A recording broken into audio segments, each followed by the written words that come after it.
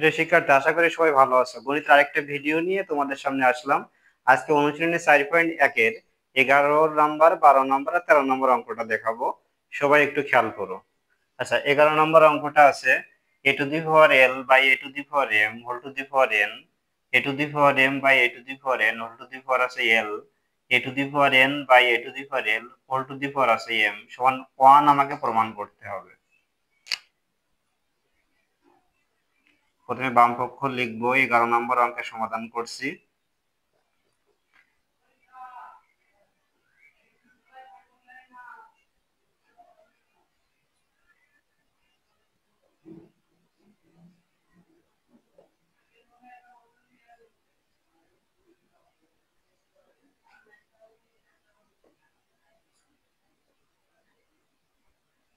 a to the power n, a to the power l whole to the power m আমাকে 1 প্রমাণ করতে হবে। আচ্ছা, তার আগে একটু বলি যে ভিত্তি যদি আমার একই হয় আর যদি আমার ভাগ থাকে তাহলে আমি বিয়োগ করতে পারবো। ভিত্তি একই থাকলে আর যদি ভাগ থাকে সেটাকে আমি বিয়োগ করতে পারবো। তাহলে দেখো, এখানে ভিত্তি আমার একই তাহলে আমি একটা ভিত্তি করে বিয়োগ করতে পারবো। l minus m whole to the power কি আছে n। একইভাবে এটাকেও ভিত্তি একটা করে আমি বিয়োগ করতে পারবো, পাওয়ার দুটো বিয়োগ করতে পারবো। ভিত্তি একটা করে n মাইনাস l আর আছে m, তাহলে গুণ করে দেবো n দিয়ে, n দিয়ে গুণ করে দেবো, ln minus mn into a to the power ml minus nl into a to the power nm minus lm। তিনটা ভিত্তি দেখছো একই, তাহলে আমি একটা ভিত্তি করে নেব। গুণ আছে, এবারে আমি যোগ করতে পারবো, ln minus mn plus ml minus nl plus mn minus lm।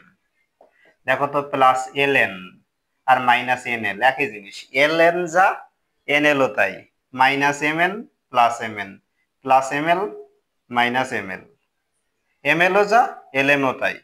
তাহলে a টু দি পাওয়ার 0। তা কোনো কিছুর পাওয়ার যদি 0 হয়, কোনো কিছুর পাওয়ার যদি 0 হয় তার মানটা কত হবে? 1। এই যে 1 প্রমাণ করতে হবে। সবাই একটু স্ক্রিনশট নিয়ে রাখো, যেহেতু তিনটা অঙ্ক করব সেহেতু তোমাদের সুবিধার্থে একটু স্ক্রিনশট নিয়ে রাখো। এটা হচ্ছে 11 নম্বর অঙ্ক, এর ডান পক্ষ।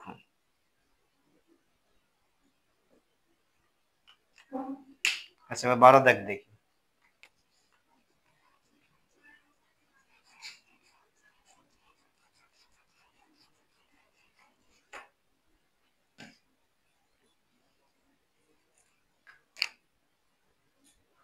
বারো দাগটা লিখি। প্রথমে বাম পক্ষ, তিনটা অঙ্ক একই নিয়মের, a to the power p plus q by a to the power 2r, a to the power q plus r, a to the power 2p, a to the power r plus p by a to the power 2q। এটাকে 1 প্রমাণ করতে হবে। যে ভিত্তি আমার একই আছে, এখানেও এখানেও একটা ভিত্তি করব, আর ভাগ আছে যেহেতু সেহেতু আমরা পাওয়ারটা বিয়োগ করতে পারবো। এখানে পাওয়ার আছে p প্লাস q আর এখানে পাওয়ার আছে 2r মাইনাস 2r। এটাকেও ভিত্তি একটা করব, q plus r minus 2p। এটাকেও একইভাবে একটা ভিত্তি করব, পাওয়ার দুইটা আমি বিয়োগ করব, r plus p minus 2q। দেখো, তিনটার ভিত্তি কিন্তু একই। একটা মজার জিনিস খেয়াল করছো, তিনটার ভিত্তি একই। তাহলে আমি একটা ভিত্তি করব। তাহলে এখানে থাকতেছে p plus Q minus 2r, এখানে থাকতেছে q plus r minus 2p, আর এখানে থাকছে r plus p minus 2q। দেখো তো, p আর p, আর p যদি যোগ করি তাহলে কত হয়? 2p। তাহলে p, আমি আরেকটা লাইন করি, p আর p যোগ করে লিখি 2p, q আর q যোগ করে 2q, আর r যোগ করে 2r। এখানে থাকে মাইনাস 2r, এখানে মাইনাস 2p, এখানে মাইনাস 2q। এই যে plus 2p minus 2p plus 2q minus 2q plus 2r minus 2r a to the power 0। কোনো কিছুর পাওয়ার 0 হলে তার মানটা তো 1ই হবে, আগেই বলেছি। তাহলে এটা হচ্ছে আমার ডাইন পক্ষ। এটা হচ্ছে 12 নম্বর অঙ্কের সমাধান। সবাই একটু স্ক্রিনশট নিয়ে রাখো। এবার আমি লাস্ট অঙ্কটা করব, 13 নম্বর অঙ্কটা।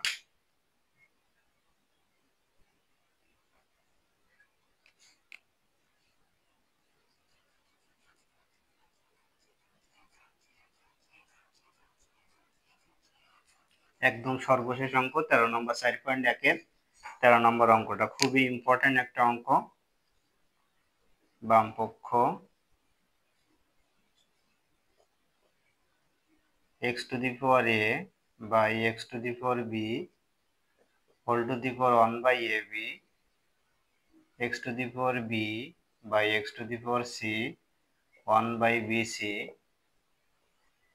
x to the power c by x to the power a 1 by c। এটাও আমার 1 প্রমাণ করতে হবে। একইভাবে করব, যেহেতু ভিত্তি একই আছে x, তাহলে আমি একটা ভিত্তি করব আর পাওয়ারটা বিয়োগ করতে পারবো। ভিত্তি একটা করে পাওয়ার দুটো বিয়োগ করব। ভিত্তি একটা করে পাওয়ার দুটো বিয়োগ করব। দেখো তো এই যে x এর যে পাওয়ারটা, এই যে 1 বাই ab, এই 1 এর সাথে কি সম্পর্ক? গুণ সম্পর্ক। তার মানে a মাইনাস b বাই আমি কি লিখতে পারি ab। 1 কে যদি a মাইনাস b এর সাথে গুণ করি তাহলে কি আসে? a minus b। একইভাবে এটাও b minus c by bc। একইভাবে এটাও c মাইনাস a বাই কি ca। ভিত্তি একই আমার x, একটা ভিত্তি করে নেবো, তাহলে পাওয়ার দুটো সবগুলো যোগ করব। b minus c by bc plus c minus a by ca। এবার আমি উপরে লসাগু করতে পারি। আচ্ছা, তোমরা সবাই এখানে খেয়াল করো।